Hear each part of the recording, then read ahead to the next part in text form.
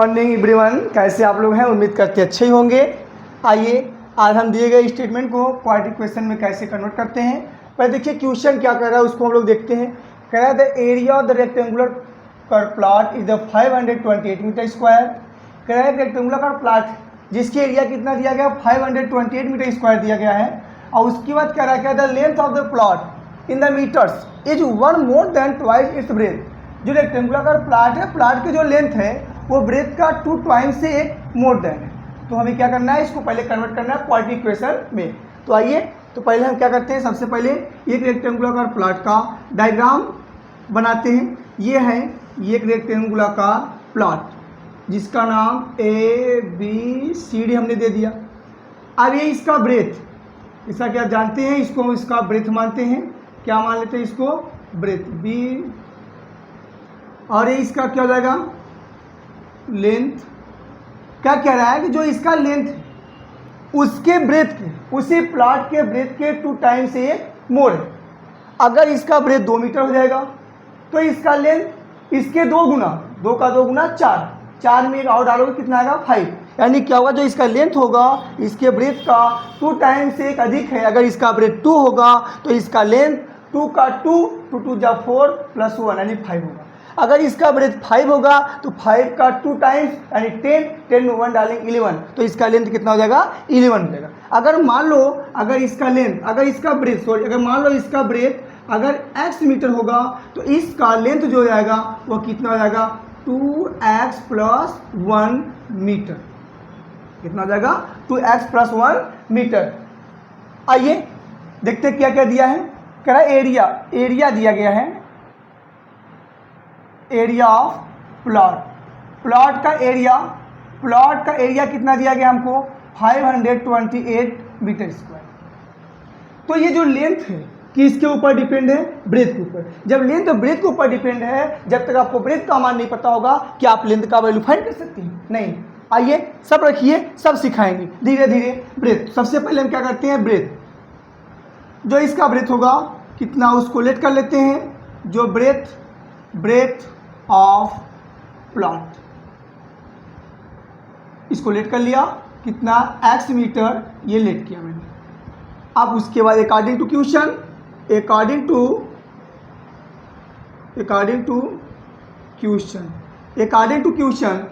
क्या कह रहा है, जो इसका लेंथ होगा इसके ब्रेथ के 2 टाइम्स से एक मोर होगा। तो अगर इसका ब्रेथ x है तो इसका लेंथ कितना हो जाएगा? इसका 2 टाइम्स, x का 2 टाइम्स 2x, और एक मोर है, मोर का मतलब उसमें क्या करते हैं, ऐड करते हैं। ये इसका क्या हो जाएगा? लेंथ हो जाएगा। किसका? उसी प्लॉट का। तो और क्या दिया? इसका एरिया हम जानते हैं किसी भी रेक्टेंगुलर का प्लॉट का जो एरिया होता है कितना उसकी लंबा है, कितना उसकी लेंथ है और कितना उसका ब्रेथ है। अगर दोनों का प्रोडक्ट कर देंगे तो हमें क्या फाइंड हो जाता है? एरिया। देखिए एरिया इक्वल टू होता है लेंथ गुणे ब्रेथ। अब देखिए इसका लेंथ कितना है? 2x plus 1। इसका लेंथ कितना है? 2x प्लस 1 इंटू ब्रेथ इसका कितना है? x। और ये एरिया, इसका एरिया कितना गिवन है? 528 मीटर स्क्वायर। आइए इसका हम मल्टीप्लाई करते हैं। जब इसका मल्टीप्लाई करेंगे तो ये x एक बार इसके साथ मल्टीप्लाई करेगा, एक बार इसके साथ करेगा, तो 2x स्क्वायर प्लस x, और ये किसके इक्वल है? 528 मीटर स्क्वायर। अब इसके बाद 2x square plus x minus 528 is equal to 0। यही एक क्वाड्रेटिक इक्वेशन हो गया। यही हमको कह रहा था कि ये जो आपको स्टेटमेंट दिया गया था इसको क्वाड्रेटिक इक्वेशन में कन्वर्ट करिए। तो हमने क्या कर दिया, ये क्वाड्रेटिक इक्वेशन में कन्वर्ट कर दिया। Please pause the video, notate down. के बाद हम लोग क्वेश्चन नंबर 2 देखते हैं, इसको रेज करते हैं।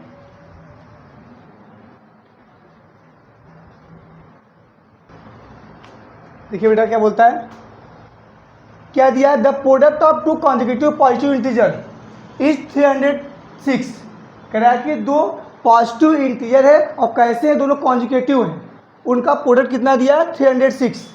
और इसको भी क्या करना है? क्वाड्रेटिक इक्वेशन में कन्वर्ट करना है। तो पहले हम सीखते हैं कॉन्जिक्यूटिव क्या होता है। आप जानते हैं कॉन्जिक्यूटिव का मतलब होता है लगातार, निरंतर, कॉन्जिक्यूटिव।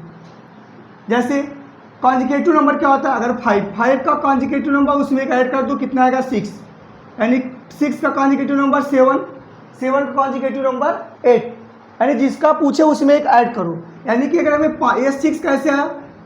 5 में एक जब डालोगे तो कितना निकलेगा? 6। 6 कैसे आया? जब हमने 5 में 1 डाला, तो इसका मतलब 5 का कॉन्जिकेटिव नंबर क्या हो गया? 6। 6 का क्या होगा? 7। अगर हम पहला पॉजिटिव इंटीजर नंबर x माने और उसका कॉन्जुगेटिव नंबर जब लेंगे तो उसमें एक ऐड करेंगे, तो इसका मतलब दूसरा क्या हो जाएगा? x plus 1। और उन दोनों का प्रोडक्ट कितना है? 306।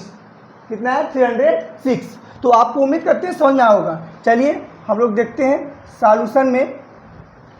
करा product of two consecutive positive integer is 306। तो पहले हम क्या करते हैं? लेट कर लेते हैं। लेट करते हैं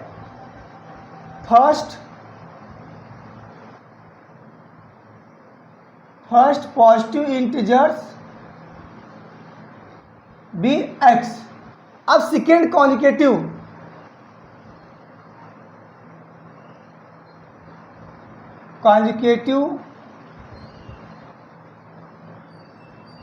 positive integers, second consecutive positive integer कितना हो जाएगा? x plus 1। अब उसके बाद अकॉर्डिंग टू क्वेश्चन क्या कर रहा है? कॉन्जुगेटिव पॉजिटिव इंटीजर्स का प्रोडक्ट का मतलब होता है कि जब दो नंबर का मल्टीप्लाई करने के बाद जो रिजल्ट आता है वही प्रोडक्ट होता है। मल्टीप्लायर और मल्टीप्लिकेंड का जब मल्टीप्लाई होता है तो जो रिजल्ट आता है वही होता है प्रोडक्ट। तो आइए पहला पॉजिटिव इंटीजर x, दूसरा consecutive positive integer x plus 1 और अकॉर्डिंग टू क्वेश्चन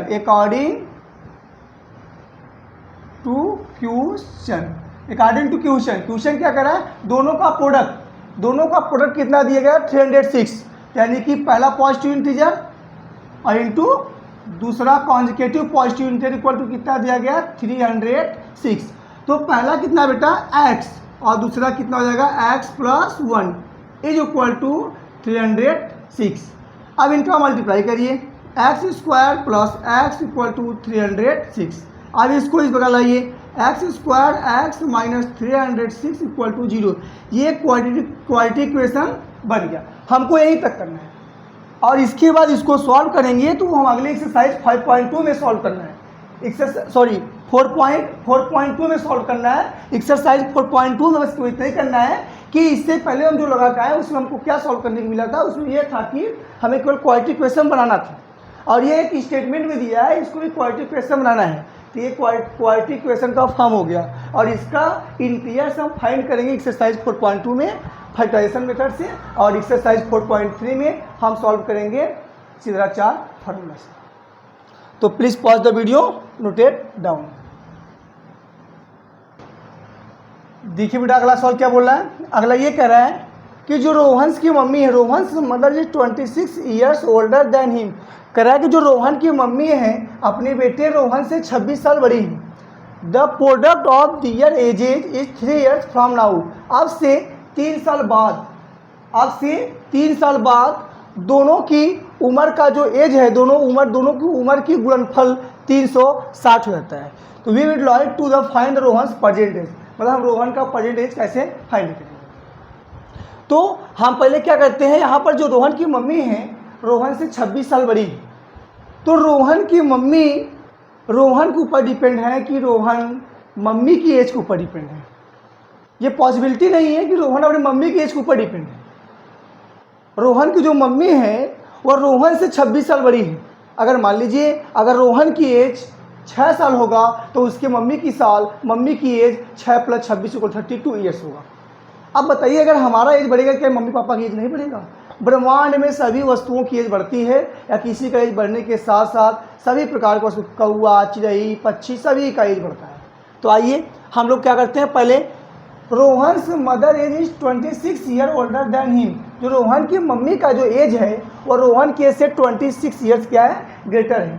तो रोहन की मम्मी किसके ऊपर डिपेंड है? रोहन के ऊपर। तो उसकी बात करें, product of their ages is 3 years from now. अब से 3 साल बाद दोनों की एजेज का मल्टीप्लाई करने पे जो कितना आएगा? 360। तो आइए हम देखते हैं सबसे पहले। Solution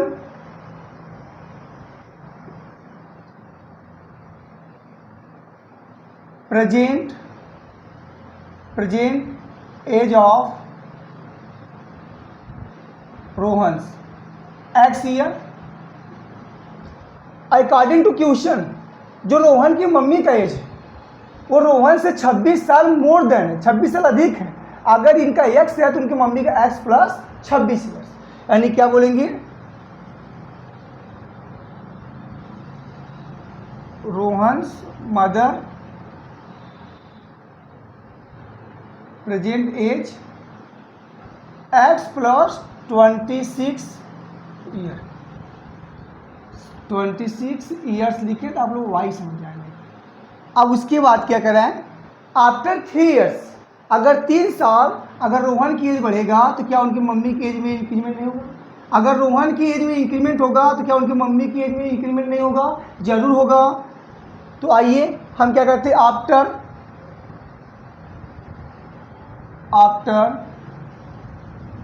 3 years, after 3 years Rohan's age, after 3 years Rohan's age. After का मतलब होता है बाद, भविष्य की बात। जब भी विल भी आ जाए, जब भी विल भी प्रश्न पूछे तो आप समझिए फ्यूचर की बात हो रही है, 3 साल बाद की बात हो रही है। तो उसमें क्या करेंगे हम लोग, ऐड करेंगे। जो प्रेजेंट एज में जितना मोर देना उतना ऐड करेंगे। अगर पास्ट की, अगर सही, आफ्टर 3 ईयर्स 3 साल बाद। अगर बिफोर पूछेगा तो क्या करेंगे, सब्ट्रैक्ट करेंगे। पीछे की पूछता है तो बिफोर पूछेगा, और यहाँ पर हमें क्या करा है कि विल बी का मतलब समझिए पास्ट की बात हो रही है। तो 3 साल बाद रोहन की एज कितना रहेगा, प्रेजेंट एज कितना है, जितना प्रेजेंट एज होगा उसमें 3 साल ऐड कर देंगे, एक्स प्लस 3 ईयर्स। और उनके मम्मी का एज में भी, तो रोहन्स मदर एज कितना हो जाएगा, Rohan's mother age equal to x plus 26 plus 3। ये तो प्रेजेंट एज था, 3 साल एज और ऐड कर देंगे। 3 साल आगे क्यों हो गया, एक्स प्लस 29 ईयर्स।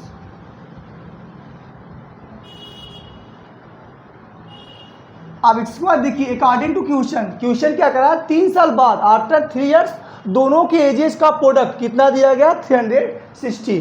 तो हम क्या करते हैं, according to question product of their ages after 3 years, कितना दिया, 360।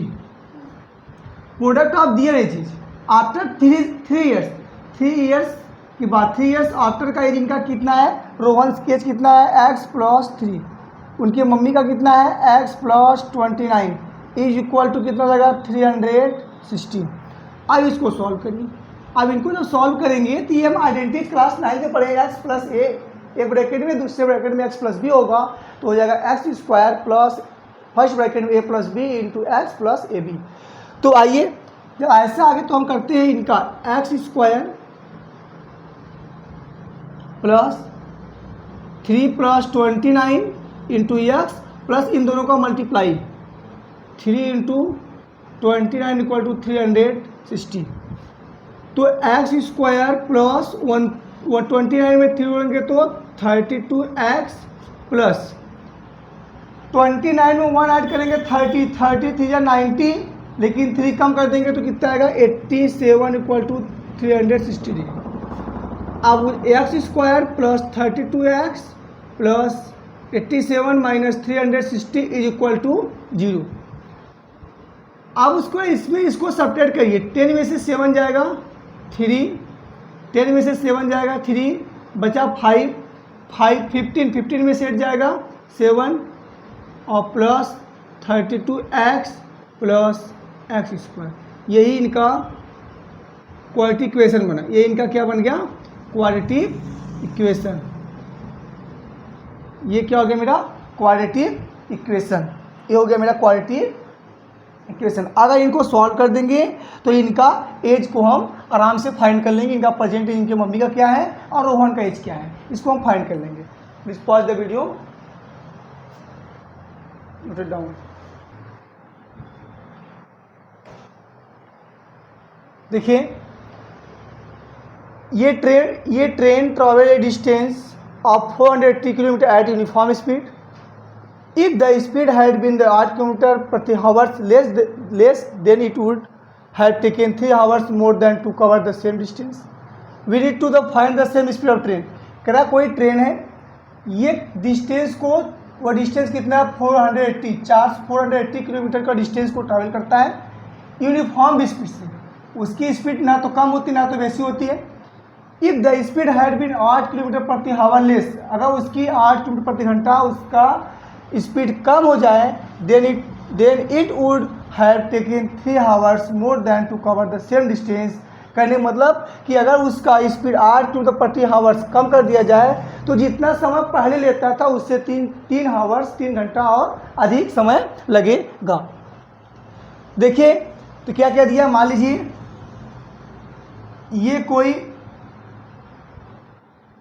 ये आपका कोई ट्रेन है, ये आपका ट्रेन है, ए पॉइंट से बी पॉइंट भी चलना है।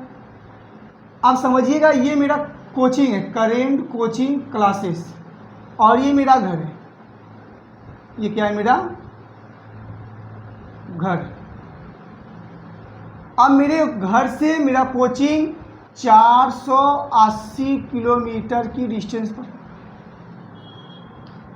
अब मुझे नहीं, मैं किस स्पीड से चलूँ मुझे नहीं पता, बस मुझे 480 किलोमीटर चलना है। मैं मान लीजिए इस समय 2 घंटा ले रहा हूँ, लेकिन वही डिस्टेंस तय करने में मुझे कुछ समय बाद अगली बार में 5 घंटा लगता है, 5 और लग। इसका मतलब क्या हुआ कि हमारी स्पीड कम हो गई। अगर आपका स्पीड बढ़ेगा, अगर आपका डिस्टेंस सेम है, उसी डिस्टेंस तय करने अगर इस स्पीड से आप चल रहे हैं, पहले अगर 5 घंटा लेंगे, अगर आपका स्पीड कम हो जाएगा तो आपको समय ज़्यादा लगेगा।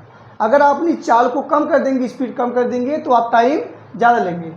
टाइम क्या करेंगे, ज़्यादा ले लेंगे। तो इसका मतलब मानिएगा सबसे पहले क्या करते हैं, मान लिया कि जो मेरा यूनिफॉर्म स्पीड है, आइए पहले हम लोग डायग्राम के माध्यम से समझ लेते हैं। यूनिफॉर्म, जो मेरा यूनिफॉर्म स्पीड है किसका, ट्रेन का, वो कितना है x किलोमीटर प्रति हावर। जब x किलोमीटर प्रति हावर का पता चलता है तो मान लीजिए t1 समझ ले रहा है। कितना समझ ले रहा है, t1। टाइम कितना लिया, t1। अगर इसकी स्पीड 8 किलोमीटर कम कर दिया, डिस्टेंस वही रहेगा। अगर इसकी स्पीड क्या हो जाएगा, लेस देन 8 किलोमीटर प्रति आवर। अगर उसकी स्पीड कम कर दिया जाएगा, अब उसकी स्पीड, न्यू स्पीड कितना हो जाएगा, x माइनस 8 किलोमीटर प्रति आवर। तो अब उसकी समय क्या आ जाएगा, समय उसकी बढ़ जाएगा, उस समय ज़्यादा लेगा। मान लो कितना समय लेता है, t2। ये t2 समय लिया, समय ज़्यादा लिया पहले के अपेक्षा। कितना ज़्यादा लेता है, बता रहा कितना, 3 आवर्स अधिक लेता है। तो हम पहले इस ट्रेन का यूनिफॉर्म स्पीड मानते हैं। क्या करते हैं, सबसे पहले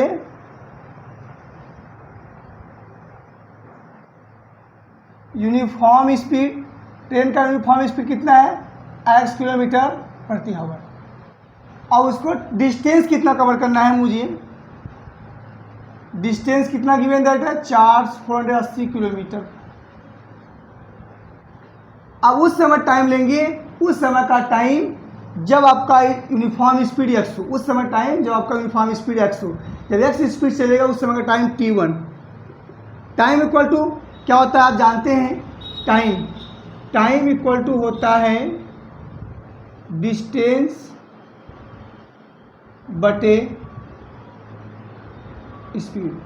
अगर आप स्पीड को कम करेंगे तो टाइम आप ज़्यादा लेंगे, अगर स्पीड बढ़ा देंगे तो टाइम कम लेंगे। वही डिस्टेंस को तय करने में अगर आपकी स्पीड कम हो जाएगी तो टाइम ज़्यादा होगा, अगर टाइम कम होगा तो स्पीड ज़्यादा होगा। टाइम अगर कम होगा तो स्पीड, इसका मतलब आपका ज़्यादा होगा।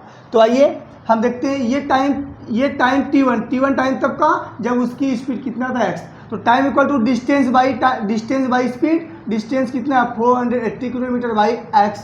इसको इक्वेशन नंबर फर्स्ट। फिर उसके बाद क्या करें, जब इसकी स्पीड कम हो जाए, अब अकॉर्डिंग टू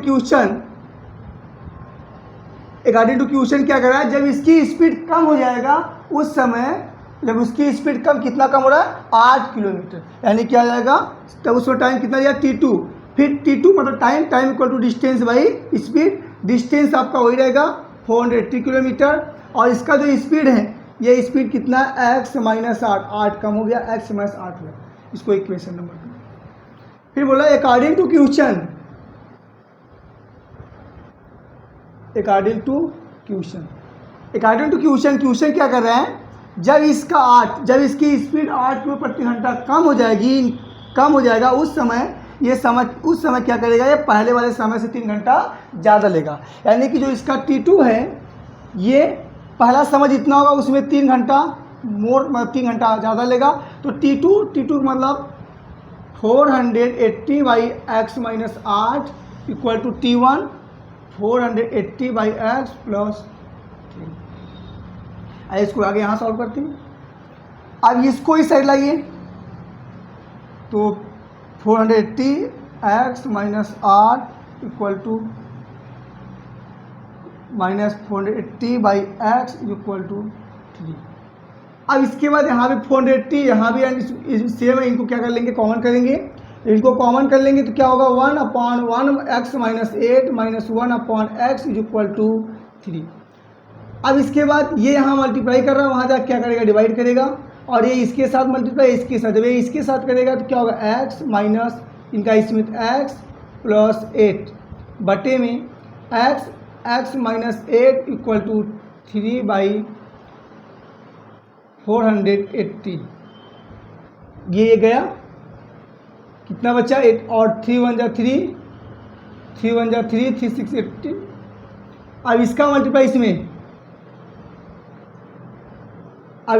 इसमें करिए, एक्स स्क्वायर माइनस 8x और इसका इसमें 8 6 जा 48 के 8 कैरी 4 8 1 जा 1 1 4 12। अब इसको इस साइड ला दीजिए, x square minus 8x minus 1280 degree 80। ये आपका क्या हो गया, क्वाड्रेटिक इक्वेशन में कन्वर्ट होगा। Thanks for watching my video.